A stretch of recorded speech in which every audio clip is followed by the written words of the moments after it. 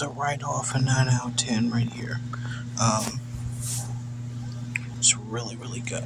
Gotta say some of the it's kind of good at the bottom, but some parts is kind of burnt it a little, but it's okay.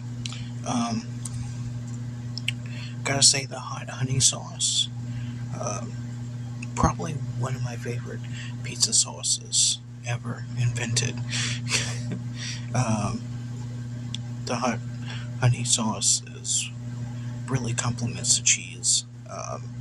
It has cheese flavored crust and everything. It's just amazing.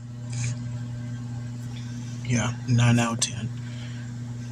Really, really good pizza. But what do you expect from, the people that made Surfer Boy pizzas? And like I said, they made the Surfer Boy and Screaming Sicilian. And I really love the Surfer Boy pizzas. So yeah, this is damn good.